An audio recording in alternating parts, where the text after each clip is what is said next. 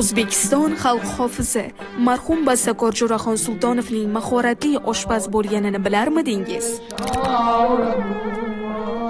Ijodkor o'z xonadoniga kelgan mehmonlarni milliy taomlar bilan siylagan.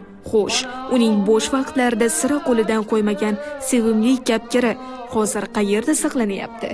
Yoxud Shoshmaqomni yurtimizda ijro etgan yagona ayol xonanda, O'zbekiston xalq artisti Berta Davidovaning madaniy tadbirlardagi milliy liboslari taqdiridan xabardormisiz? O'zbek milliy maqom san'ati markazi qoshida tashkil etilgan muzeyda shunga o'xshash bir-biridan qiziqarli ma'lumotlar va faktlarga duch keldik. Bu kapkirda ustozimiz O'zbekiston xalq hofizi Jo'raxon Sultonov ishlatgan kapkir.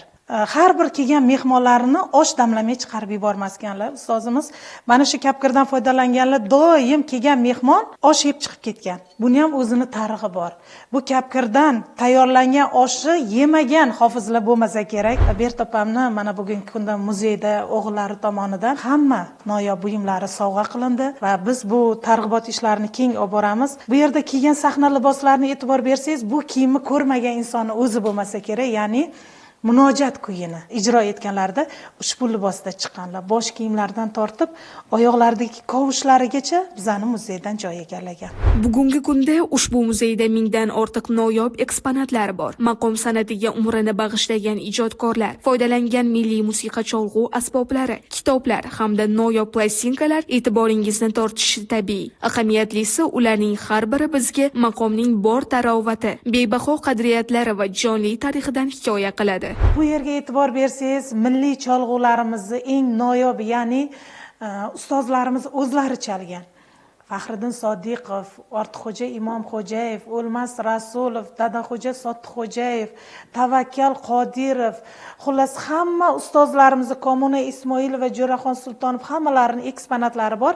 Masalan, mana buni dutorni eng hozir yaqinda oxirgi olib kelgan eksponatlarimizdan biri hisoblanadi.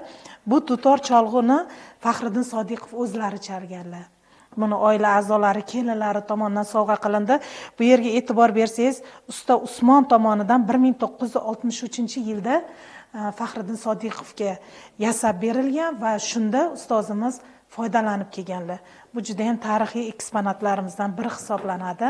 Dutorni ustozimiz Ortiqxo'ja Imomxo'jayev Farg'ona kanalining qurilishida chalib berganlar, hasharchilarni rag'batlantirish, ularning ko'nglini ko'tarish maqsadida chalib berganlar va o'shadan olib kelib farzandlari tomonidan bizning muzeyimizga sovg'a qilindi.